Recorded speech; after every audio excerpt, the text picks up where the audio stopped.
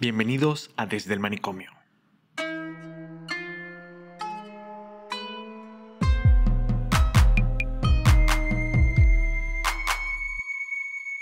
Yo hace como 2 años me encontraba en un local caraqueño de noche, fiestando con mis amigos.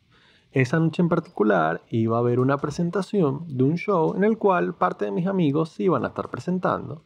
Entonces, en algún momento de la noche, yo les digo a ellos que me voy a poner de primero al frente de la tarima para poder grabarlos. Mientras yo estoy haciendo eso, a mí se me acerca una muchacha a la cual no le vi la cara y me dice: uy, pero tú sí tienes la barba hermosa. Y agarra y me toca la barba. Yo, en mitad del shock o en el momento, no sé exactamente cómo reaccionar. Pensé que simplemente era una chama que estaba borracha o algo por el estilo. Y después de que han pasado, no sé si llamarlo 2, 3, 5 o 10 segundos, le quito las manos. Y le digo gracias y le quito las manos y se las pongo a su lado. Ella vuelve a repetir, pero es que, ay, a mí me encantan los hombres que tienen la barba tan hermosa y tú tienes esa barba hermosísima, qué cuchi. Y me vuelve a poner las manos sobre la barba, pero esta vez como que sus dedos o sus uñas se meten entre la barba y me la rascan. Yo ahí, un poco más rápido, mi reacción que la anterior, le digo: Berro, te gustan bastante las barbas, ¿no? Y le quito la mano y le digo: ya. Y sigo haciendo lo que estaba haciendo. Aproximadamente entre 45 minutos y 1 hora y media después de que eso pasó, yo estoy viendo la tarima y la mirada se me empieza a nublar. Siento que quizás estoy un poco más mareado de lo que estaba y empiezo a hacer una revisión interna y digo: pero ¿qué tanto tú tomaste hoy? ¿Qué tan borracho estás? ¿Tú te sentías borracho antes que esto pasara? Y en mitad de ese debate tengo una pelea interna conmigo mismo en la que digo: y que, berro, estás demasiado borracho, tienes que tener cuidado, cómo llegaste hasta este momento, qué pasó. Sobre todo porque fíjense que a esa hora probablemente todavía no eran ni la 1 de la mañana. Y yo solo había comprado 3 tragos.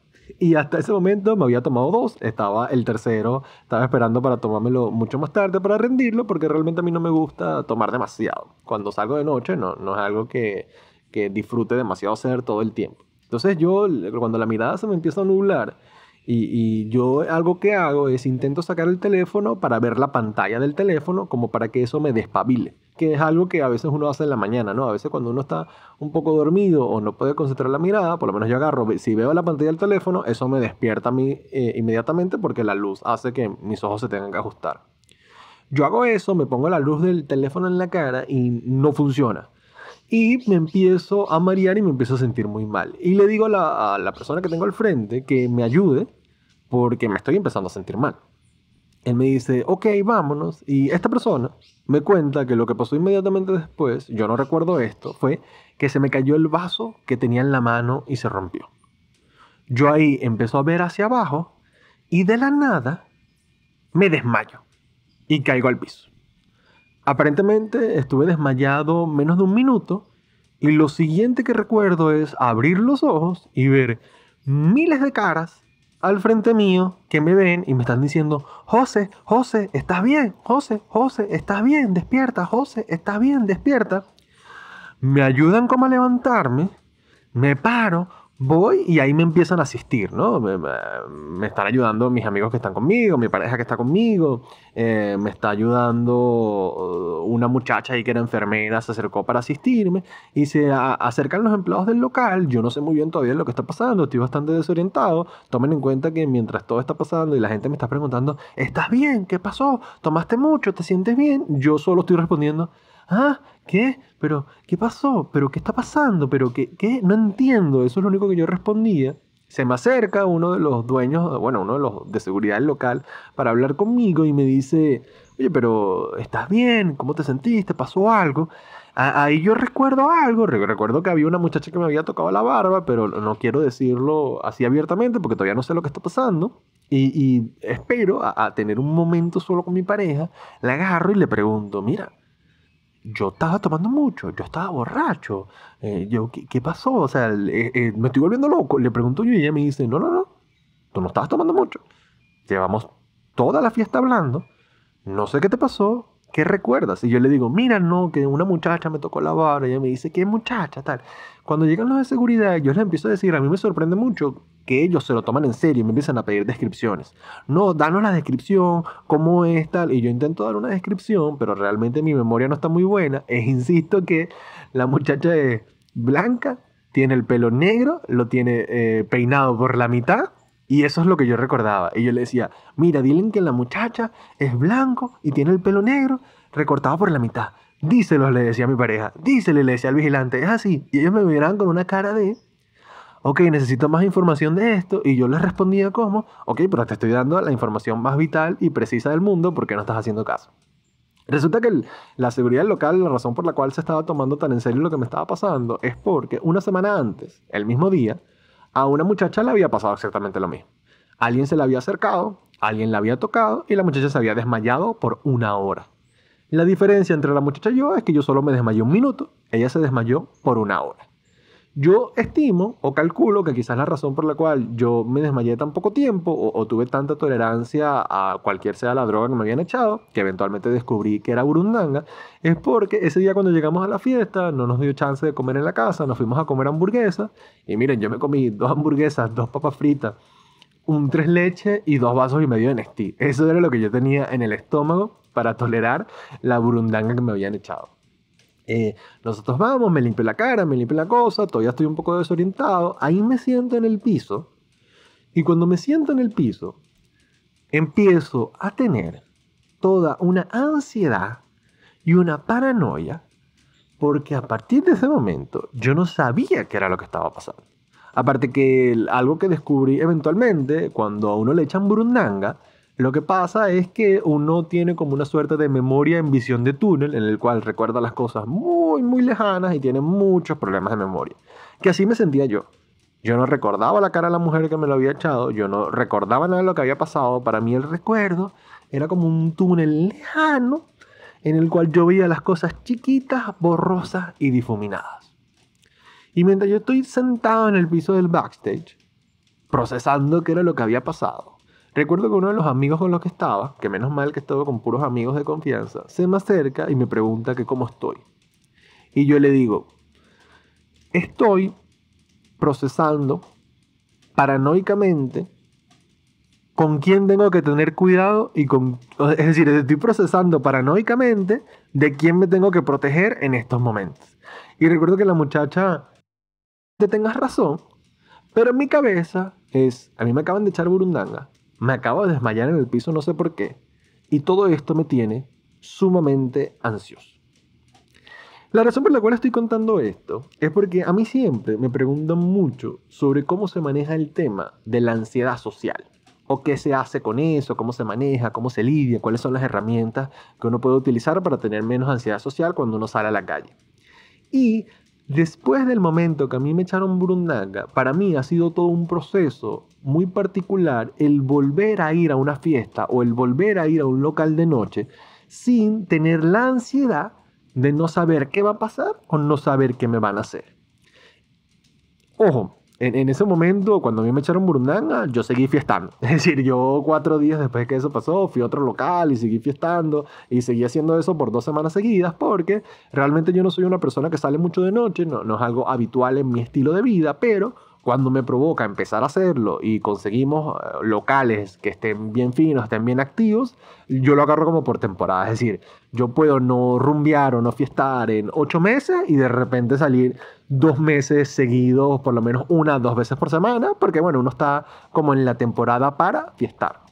Entonces realmente después de que pasó lo de la burundanga, yo seguí fiestando, que eso implicó unos detalles que voy a comentar ahorita en un rato, pero después de esa gran cúspide de fiestas, yo dejé de salir de noche aproximadamente como por 1 año y medio, 2 años.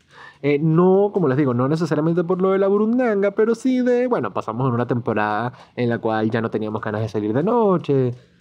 Después tuve un problema con el carro, entonces bueno, era más difícil porque había que agarrar taxi ida y vuelta y eso hace que los costos se pongan muy altos y a uno le da fastidio, empieza a hacer cosas más cercanas y bueno, eso siguió así hasta la semana pasada en la cual salimos a fiestar nuevamente y en ese momento fue que yo hice una reevaluación de cómo estaba mi ansiedad cuando estaba en una fiesta sin saber si me podían o no me podían echar burundanga otra vez. Entonces yo quisiera empezar a hablar un poco de la ansiedad social y empezar a hablar un poco de cómo se desarrolla, qué lo fomenta, qué hace que la ansiedad social se ponga más fuerte o qué puede hacer uno para mejorarla, hablando un poco de cómo fue mi proceso para transitar el que te echen burundanga en una fiesta y que eso no te mantenga paranoico, ansioso en todo el resto de las fiestas que tú vas a hacer por el resto de tu vida. Entonces, empecemos. El primer detalle es que para mí el problema de la ansiedad, o para mí la mejor manera de ver el problema de la ansiedad es viéndolo a través de un problema de tiempo. Es decir, el ansioso no tolera la incertidumbre que hay entre que las cosas pasen de A a B. Es decir, a usted le dijeron, la semana que viene te tengo una noticia. El ansioso se desespera. El ansioso suda. El ansioso no puede tolerar si lo que va a pasar es una buena noticia o es una mala noticia. El ansioso quiere estar preparado para lo que sea que venga. Se empieza a poner muy nervioso y empieza a tener toda una suerte de miedos irracionales, hiperactivos e hiperestimulantes con respecto a lo que va a pasar. Entonces, por eso a veces, para mí, una de las mejores maneras de entender la ansiedad es un problema de tiempos. Es decir, hay una intolerancia para soportar lo que implica que las cosas tarden en pasar. Entonces, para mí, el haber ido a una fiesta y que me echaran burundanga me activó una ansiedad que yo no necesariamente había tenido en mi vida. Ojo, sí había tenido en ciertos niveles, no demasiado, para establecer una línea base con respecto a ansiedad social o de si yo soy un tipo ansioso. Yo me atrevería a decir que quizás en algún momento de mi vida, cercana a los principios de la adolescencia, me daba mucha ansiedad las interacciones sociales. No sabía muy bien cómo actuar, no sabía muy bien cómo vestirme, no sabía muy bien cómo decir.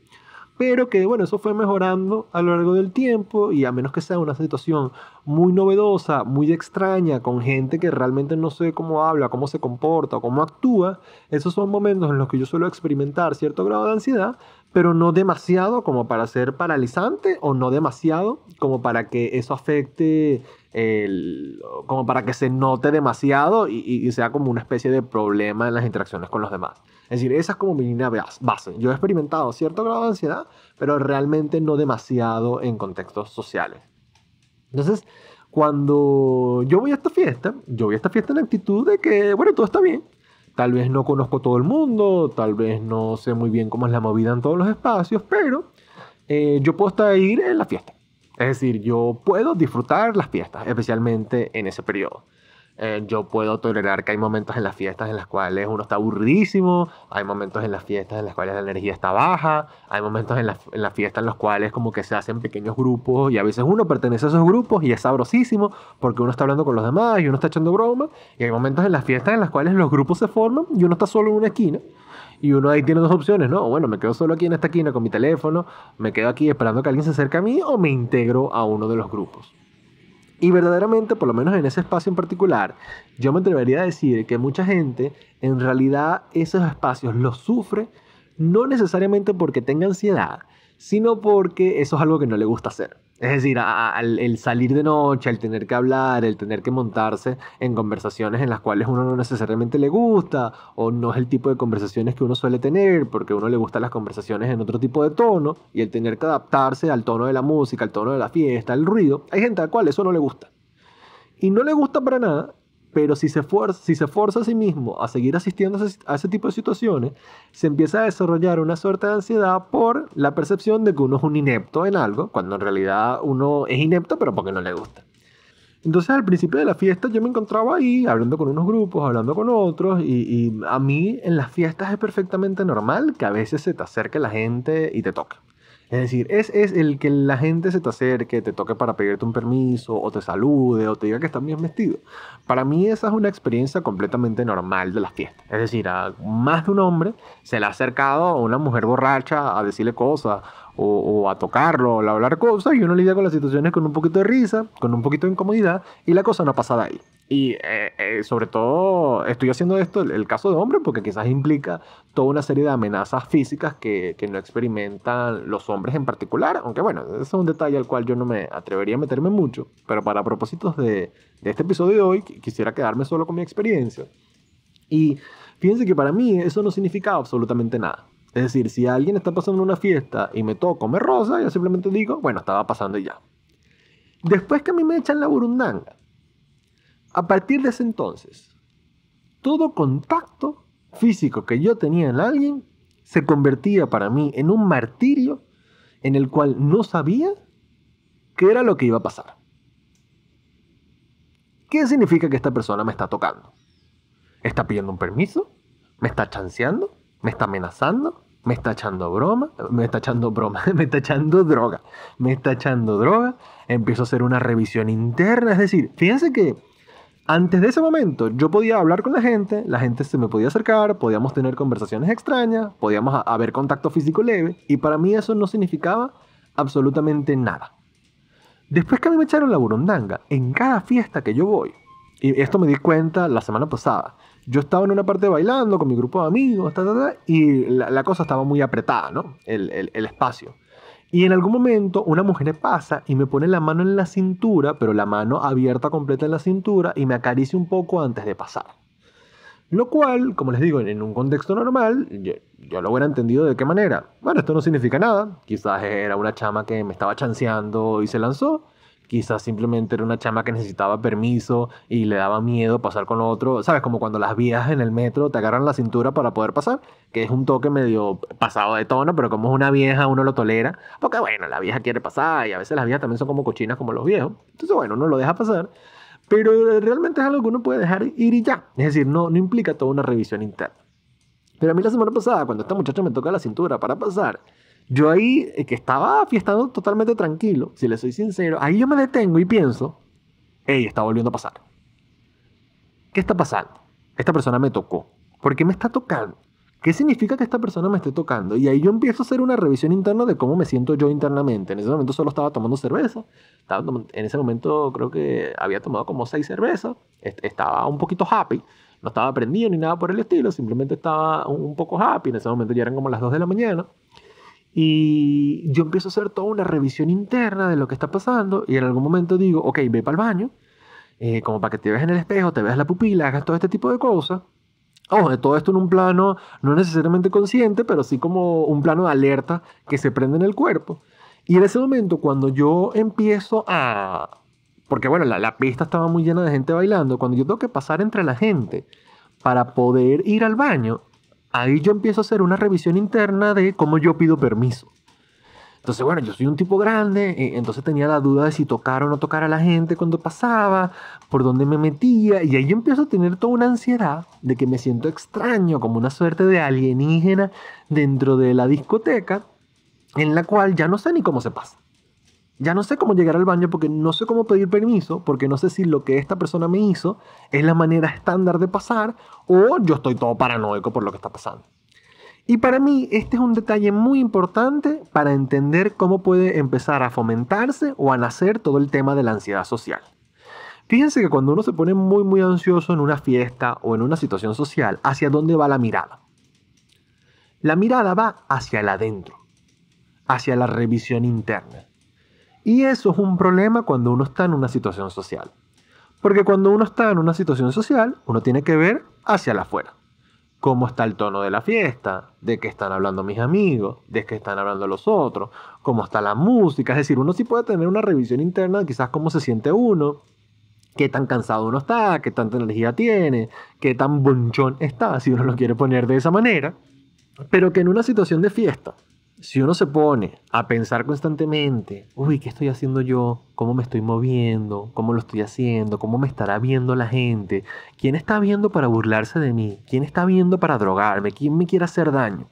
Si yo empiezo a hacer eso, fíjense cómo eso es un arma de doble filo que empieza a retroalimentar lo mal que uno se siente. Es decir, antes de que esa mujer me tocara, ya yo había ido al baño a la fiesta como 4 veces. Y las 4 veces simplemente había ido del punto A al punto B. Estaba bailando, punto A, el punto B, el baño. Iba caminando. Ni siquiera me acuerdo cómo le pedía permiso a la gente. Simplemente me iba haciendo espacio entre la gente hasta que eventualmente llegaba al baño. Hacía la filita, entraba, hacía pipí y me salía. Eso era todo lo que yo tenía que hacer. Pero ahorita que esta persona me acaba de tocar pidiendo permiso y que mi mirada había ido hacia adentro por este miedo a la amenaza posible que podía haber en esa interacción, porque hace 2 años permití una pequeña interacción y eso se tradujo en que estaba desmayado en el piso en pleno Plaza Venezuela. Como eso pasó, fíjense que la mirada mía fue hacia lo interno, hacia cómo yo cruzo, hacia cómo yo hago. Y hasta recuerdo que cuando estaba haciendo la fila del baño, que esto era algo que no me había pasado las otras veces que había hecho la fila del baño, tenía dudas de que si los que estaban en la fila me estaban viendo o no. Me estaban viendo, estaban notando que estaba raro, o se daban cuenta que estaban mareados, o quizás alguno trabajaba en conjunto con la muchacha y me quiere hacer daño, qué sé yo, ¿no? Es decir, todos esos posibles pensamientos. Yo tuve que hacer un ejercicio de decir, esto no está pasando esta vez, o por lo menos no lo sabes, ¿no? Es decir, todavía no sabes si te van a hacer o te van a hacer algo mal. Cálmate. Haz pipí, sal, baila y simplemente está atento a lo que pasa a tu alrededor, pero no demasiado atento. Es decir, no pretendas, que ese es otro problema de la ansiedad social. No, a veces uno saca la mirada de adentro y la empieza a poner afuera. Y uno quiere afuera controlarlo todo y ver todos los estímulos. Entonces, ¿qué hubiera sido horrible para mí si yo hubiera salido a verle la cara a todo el mundo? ¿Quién tiene cara de malo aquí? ¿Quién tiene cara aquí de que puede echar droga? ¿Quién tiene cara aquí de que me quiere hacer una maldad? ¿Quién me está viendo para burlarse de mí? Es decir, fíjense que quizás cuando yo llegué a ese sitio, había gente que volteaba y me veía. Quizás había gente que volteaba y me veía porque me la hacía familiar, que había quizás gente que volteaba y me veía porque le parecía atractivo, había gente que volteaba y me veía porque le gustaba la manera como estaba vestido. Es decir, hay millones de maneras o de razones por las cuales alguien te ve, que son las mismas razones por las cuales usted ve a alguien en la calle. Cuando usted ve a alguien en la calle, ¿por qué usted lo ve?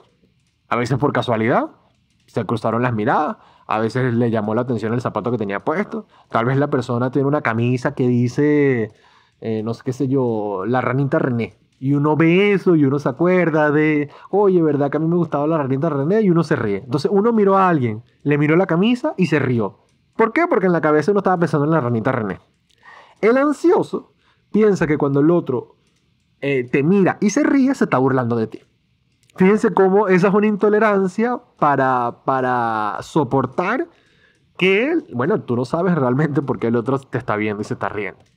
Entonces yo salgo, intento, como les digo, calmar la mirada, de no hacerla en exceso hacia afuera y sacarle un poco de adentro, y empiezo a intentar bailar un poco otra vez. Intento como ponerme en el mood o en la situación que estaba pasando otra vez. Y en algún momento de la fiesta, hay un show, hay una tarima, yo termino básicamente al frente de la tarima, igual que me pasó hace 2 años cuando me echaron la burundanga, y esa noche había una temática coquette, ¿no? Ese era como el tema de la noche. Y bueno, la presentadora está echando su broma de la coquette, de la cosa, de la cuestión, y me ve a mí y me dice, ¿y tú por qué tú no tienes nada coquette? Y yo le digo, bueno, no sé, no tengo. Y se me acerca y me pone como un ganchito con un lazo rosado en el cuello de la camisa. Me lo pone. Ahí siguió el show, siguió la echadera de broma, como yo estaba al lado de las escaleras del escenario cuando la presentadora baja.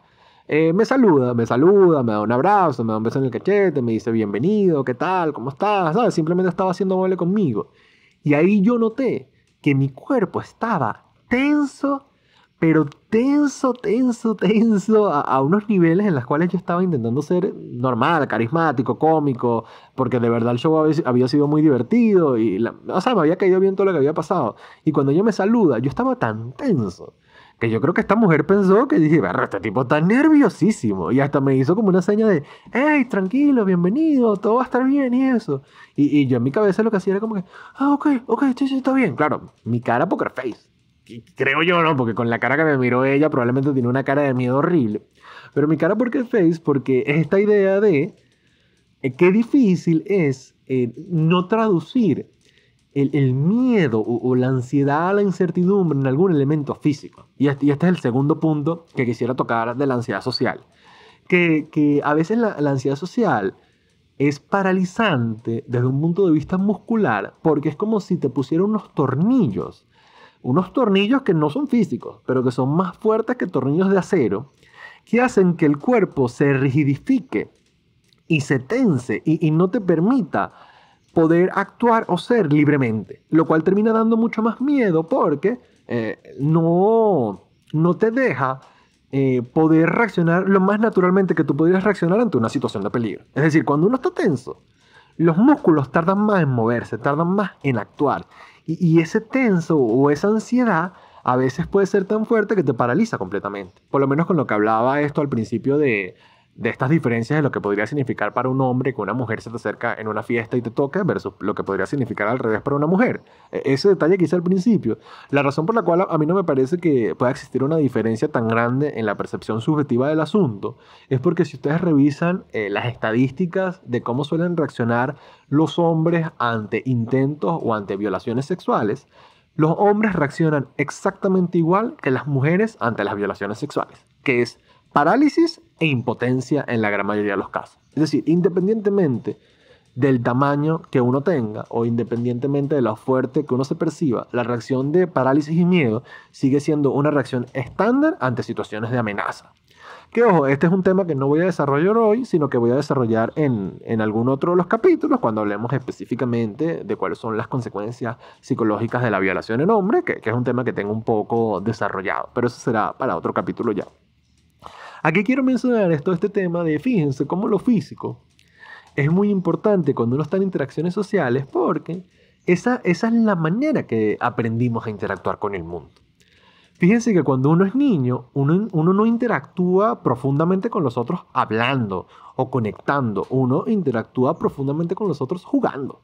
Jugando al aire, jugando al escondite, moviendo el cuerpo. Es decir, es como si para uno poder soltarse naturalmente, eso también implica poder correr. Es decir, a veces la cabeza está tan rígida en estas maneras de pensar, ¿no? De miedo, de ansiedad, de qué van a pensar de mí, de cómo me están viendo. Entonces, no solo hay que sacar esa mirada de adentro y llevarla hacia afuera, que ese es el segundo elemento que tocamos, y el primer elemento de tolerar el tiempo que toma en los espacios de ansiedad social para saber qué es lo que está pasando, es decir, no buscar adelantar, no buscar apresurarse, sino darle el tiempo a las cosas para que pasen. Es decir, a veces uno está ansioso antes de ir a una fiesta porque no sabe lo que va a pasar, porque no sabe cómo lo van a tratar a uno, porque no sabe si la gente se va a burlar de uno, porque tal vez uno no toma y le da miedo, le da ansiedad, ¿y qué pasa si los otros empiezan a tomar y me empiezan a forzar a mí a que tome y me da miedo y se burlan de mí? Fíjense que todo eso son problemas que uno ni siquiera sabe si van a pasar. Que ahí hay dos opciones, ¿no? Si eso te va a pasar de verdad, si tú vas a llegar a una fiesta y todo el mundo se va a empezar a burlar de ti, y tú estás completamente seguro de eso, bueno, hermano, entonces no vayas para esa fiesta. Esa gente no son tus amigos, la vas a pasar horrible, no vayas para allá. Si eso es verdad. Si eso es mentira, o por lo menos todavía no sabes si es verdad, bueno, vas a tener que tolerar el tiempo hasta descubrir eso. Y es mucho más difícil descubrir eso si estás tenso, rígido, esperando que los otros se burlen de ti. Y bajo ese sencillo, como te digo, cualquier grupo de amigos que veas riéndose va a ser la confirmación de lo que tú tienes en la cabeza. Pero es más fácil descubrir eso si uno va con naturalidad, con disposición, como uno es siempre, pero en el afuera.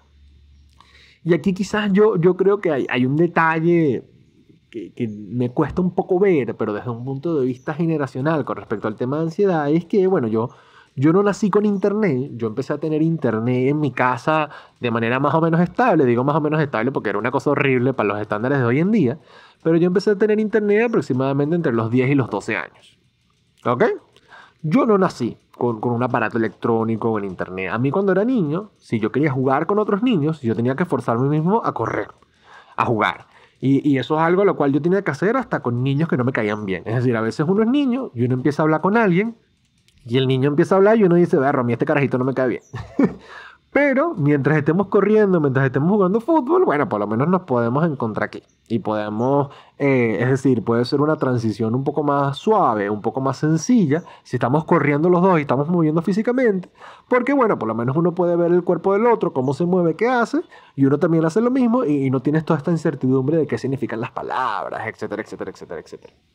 Entonces, esto físico que uno va desarrollando de niño, del jugar con el otro y de cómo eso aligera el cuerpo y permite entender de que en realidad para que el tiempo pase uno tiene que estar en movimiento. A veces la ansiedad te miente y te hace decir que bueno, las cosas pueden pasar uno estando quieto, en realidad uno está en constante movimiento con el mundo.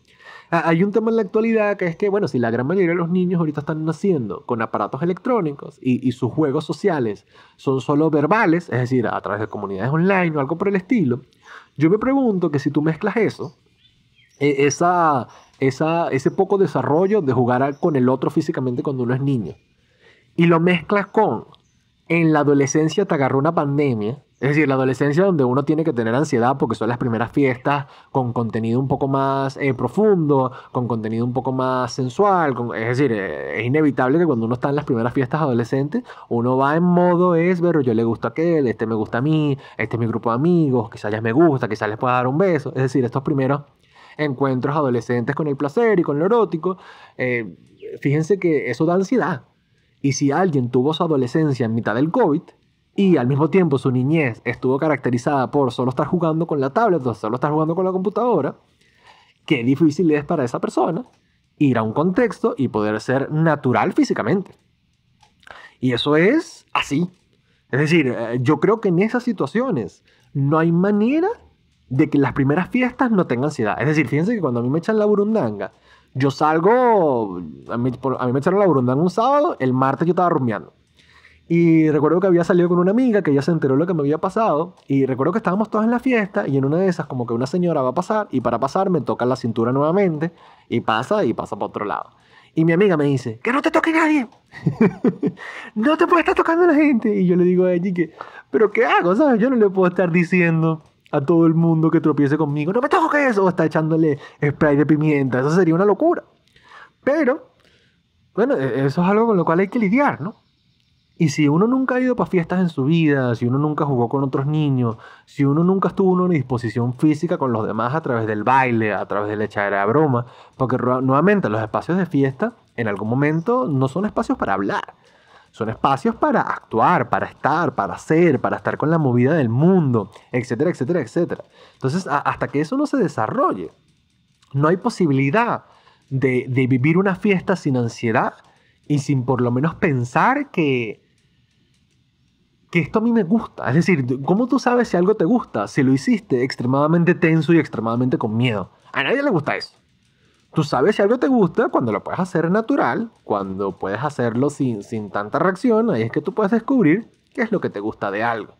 Que ese es un detalle que tiene la ansiedad muy particular que yo creo que comparte con lo oftalmológico o con la mirada. Uno no sabe, pero uno no sabe que uno ve mal hasta que uno se pone los lentes. Es decir, a veces ustedes pueden notar, oye, estoy viendo como borroso, oye, a veces se me cansa la mirada y uno no sabe muy bien lo que está pasando. Uno va con el oftalmólogo y a uno le ponen los lentes que a uno le funcionan y uno dice, ah, así se siente ver bien. Se me había olvidado lo que se siente ver bien. Y de repente, el mundo es otro, ¿no? Bueno, para mí, exactamente así funciona con la ansiedad. Uno no sabe la mala ansiedad que uno tiene hasta que a uno se la quita, o se la quitan, o se va. Ahí es donde uno dice, ah, así se ve el mundo, así se ve la fiesta, ya no se ve borroso. Y es algo muy, muy extraño porque es como los lentes. Tú no sabes qué tan ansioso eres hasta que dejas de serlo y puedes ver en retrospectiva todo lo que pasó. Y por lo menos esa fue más o menos mi experiencia con las fiestas post-burundanga. Es decir, viene esta burundanga y a partir de ese entonces, en todas las fiestas a las que yo empiezo a ir, voy con miedo, voy con incertidumbre, voy sin saber qué es lo que va a pasar, con el cuerpo rigidificado, con el cuerpo tenso, y eso evita que la pase bien. Eso evita que esté totalmente presente en lo que está pasando, de manera natural. Eso evita que pueda desenvolverme como yo lo soy, de la manera más natural para poder sentirme cómodo y disfrutar lo que está pasando. Y yo puedo empezar a pensar de que las fiestas son horribles, de que ya no me gustan, de que ya no lo disfruto. Que claro que es una posibilidad, pero si uno es sincero con uno mismo, eso es realmente lo que está pasando. Y fíjense que yo cuando fui a esta última fiesta, que tenía una actitud más o menos tranquila, si estaba un poco ansioso, no les voy a mentir, si estaba un poco ansioso porque tenía mucho tiempo sin salir de noche, no estaba claro cómo era la movida, y este era un local al que nunca había ido en mi vida, yo me alegro que hayan pasado estos momentos en los cuales esta mujer pasó y me tocó, y la presentadora se acercó y me abrazó al final del show, porque me reveló que yo todavía no estoy completamente liberado de la paranoia ansiosa de que te echen burundanga en un local. Eso es algo que realmente todavía me persigue un poco y con lo cual constantemente estoy luchando y que quizás no sé verdaderamente si es algo de lo cual me tenga que olvidar. Porque es conveniente que yo salga de noche pensando que no me va a pasar nada malo. No, eso no tiene ningún tipo de sentido. ¿Quién sale de noche a rumbear con la certeza de que nada malo le va a pasar? Eso es una fantasía ilusoria sin ningún tipo de sentido. Pero tampoco tiene mucho sentido salir en la noche pensando que todo el mundo te quiere drogar, todo el mundo te quiere hacer daño, todo el mundo está esperando que te quedes borracho en una esquina para hacerte maldades. No, no, no. Eso tampoco tiene ningún tipo de sentido. La idea es salir y ver la noche, escuchar la noche, sentir la noche. Cómo está el tono de conversación, qué está pasando, cómo está la fiesta. Es decir, la posibilidad de ser uno naturalmente y reaccionar a las cosas de una manera que no implique miedo inmediato. Y sé que para algunos esto puede ser difícil de entender, sobre todo porque a veces la ansiedad social, esto lo puede estar escuchando una persona que tiene ansiedad social porque un día fue a una fiesta y mucha gente se burló de él o realmente lo pusieron en una situación para humillarlo. Es decir, esto puede pasar. Esto le ha pasado a la gente. La gente no es necesariamente bondadosa en contextos de fiesta, sobre todo cuando hay alcohol y pachangueo de fondo. Es decir, a alguien lo pudieron haber humillado en una fiesta, tal vez alguien se vomitó encima, tal vez a alguien le intentó echar los perros a alguien y lo rechazaron, pero con una cara de asco horrible. Y eso hace que a partir de ahí en adelante todas sus interacciones sociales estén marcados por un poquito de desespero de ¿será que esto me va a volver a pasar a mí otra vez? Y me tengo que poner ansioso y me van a sudar las manos y tengo que controlarme para que esto no vuelva a pasar. Es decir, eso es lo que tiene que pasar. No necesariamente. Y ya voy a donde estoy llegando con este punto, ¿no? Otra persona puede tener ansiedad social simplemente porque esto está en su cabeza. En realidad nunca ha ido a ninguna fiesta, solo conoce de fiestas lo que ha visto en películas, lo que ha visto en libros, lo que le ha contado a la gente, y tiene en su cabeza construida una historia titánica monstruosa de todas las posibles cosas horribles que te pueden pasar en una fiesta. Y la persona tiene ansiedad porque, no puede tolerar de saber si eso le va a pasar o no le va a pasar a él. Entonces fíjense cómo el percibir esas cosas parece que está ligado inmediatamente con la sensación de peligro inmediata. Pero yo creo que todos tenemos la capacidad de percibir los estímulos sin generar miedo inmediatamente, porque todos tenemos un sentido que cuando capta peligro uno no reacciona mal, que es el sentido del olfato. Si usted huele algo que es peligroso, usted no sale corriendo. Usted no se asusta. Usted no siente pánico de lo que pueda pasar. Si usted huele algo que es peligroso, usted hace una evaluación de ese olor y con base a eso toma acciones. Fíjense lo que les pasa cuando huelen gas, cuando huelen a quemado, cuando algo huele podrido. ¿Eso les da miedo? Un poco.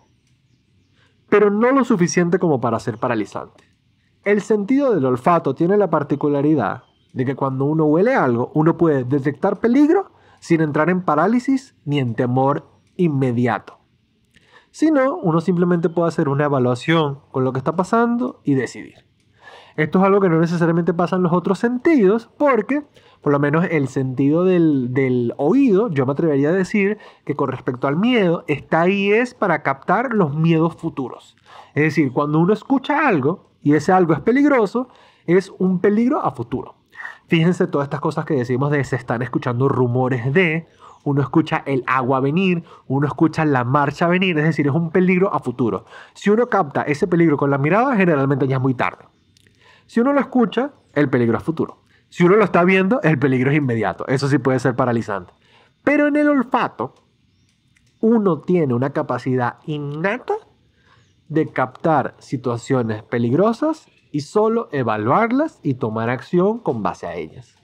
Entonces, una manera de entender todo este tema de cómo manejar la ansiedad social, o fíjense estos elementos que yo les comenté que por lo menos yo tuve que tener muy presente en mí para no empezar a desarrollar en exceso ansiedad social al haber enfrentado un evento en el que te echan burundanga en una discoteca. Básicamente tiene que ver con tolerar el poder hacer una revisión de lo que está pasando de manera calmada y con base a eso ver qué línea de acción tomar. Quizá me gustaría añadir aquí, antes de cerrar ya este episodio, algún elemento que en algunas teorías se llama el acompañante fóbico, ¿no? Que el acompañante fóbico tiene que ver con uno tener un compañero que esté ahí contigo, que te sirva como criterio de realidad. Es decir, fíjense que quizás yo puedo estar todo loco, porque pienso que todo el mundo me quiere echar burundanga. Bueno, qué bueno que yo estoy con amigos alrededor, con mis amigos, con mi pareja, con gente en la que yo confío ciegamente, que está ahí no para hacerme daño, que está ahí para ayudarme, para apoyarme, como lo han hecho en distintos momentos de la vida. Y si yo en algún momento me estoy poniendo muy ansioso porque pienso que está pasando algo malo, yo solo tengo que hacer dos cosas. La primera que puedo hacer es voltear y verle la cara a mis amigos. ¿Ellos están calmados? Bueno, quizás yo también tenga que estar calmado. Quizás no esté pasando nada. Quizás el miedo que yo siento tiene que ver con unas cosas autorreferenciales que no tienen nada que ver con el olor, el tono o cómo está sonando la noche. Eso para mí no es suficiente porque yo soy demasiado ansioso y pienso que es que ellos no se están dando cuenta de lo que está pasando y solo yo me estoy dando cuenta y yo soy el único que está viendo el peligro porque ellos son unos desconsiderados, etcétera, etcétera, etcétera, etcétera. Si yo no puedo tolerar eso, bueno, ahí está la segunda cosa, que es detenerte y chequear con el otro. Y decirle al otro, con un esfuerzo de uno ser objetivo con uno mismo y decirle, mira, me acaba de pasar esto y esto y esto y esto, y yo estoy sintiendo esto y esto y esto y esto. ¿Tú crees que esto está pasando? ¿Esto es así? O simplemente mientras uno está contando, uno ve la cara del otro. Depende de la cara que vaya poniendo el otro mientras uno le va contando, uno puede ahí más o menos saber si lo que está pasando es que uno está ansioso o simplemente no está pasando nada. Y si usted es demasiado ansioso, le doy una tercera opción para que ustedes vean que aquí los tenemos bien, desde el manicomio, los tenemos bien sostenidos para este tipo de cosas. Bueno, confirme con un tercero, confirme con un cuarto, confirme con un quinto. Tome en cuenta de que si usted escucha en la radio, cuidado que hay un loco en la autopista en flecha. Y usted está pensando, uno, son todos estos locos que están en flecha y yo voy bien. Si usted está pensando eso, reconsidere, porque es muy poco probable que en un ambiente de 100 personas usted sea el único que esté detectando este peligro tan inminente. Ojo, nuevamente hay que contextualizar. Usted es un agente militar cuyo estuvo entrenado toda su vida para detectar situaciones de escape y de peligro en situaciones sociales masivas. Bueno, quizás si hay alguien en una fiesta que tiene la capacidad para detectar peligro antes de los demás, es usted. Por eso, siempre hay que confirmar. Uno está saliendo con gente a la cual uno quiere, aprecia y confía, ¿sí o no? Si la respuesta es sí, salga y apóyense en sus amigos. Si la respuesta es no, su ansiedad no es mentira. Su ansiedad es una respuesta natural de su cuerpo que le está advirtiendo del peligro inminente que tienen todas las situaciones. Fíjense que yo no puedo salir a la calle sin ningún tipo de ansiedad. Tampoco puedo salir a la calle con exceso de ansiedad. Yo tengo que salir a la calle a fiestar como si no me fueran a echar burundanga e intentar disfrutar lo máximo posible, tomando en cuenta que apenas han pasado 2 años y quizás estoy un poco ansioso por superar esto inmediatamente, pero dada la magnitud del evento, porque ojo, realmente no me pasó nada. El miedo es lo que me pudo haber pasado si yo no hubiera estado con mis amigos, o si me hubiera desmayado solo, o si me hubiera desmayado más tiempo. Quizás ahorita yo estaría en Colombia, trabajando en una mina completamente desnudo, ¿no? Es decir, eso es algo que hay que tolerar. La idea de que uno tiene que salir a la calle como si a uno no le fueran a hacer nada. Pero al mismo tiempo teniendo presente de que a cualquier persona le puede pasar algo en la calle. Bueno, esta fue una primera guía que se me ocurrió para empezar a hablar de la ansiedad social. Como les digo, hay muchas preguntas al respecto. Si les interesa que siga hablando de estos temas de ansiedad, me lo comentan porque a mí siempre tengo esta perspectiva en la cual me gusta hablar de ansiedad, pero me gusta hablarla desde unos tonos o desde unos ángulos poco convencionales. Y a veces no sé si esto termina siendo más ayuda o termina empeorando las cosas. Pero bueno, nos vemos en un próximo episodio de Desde el Manicomio.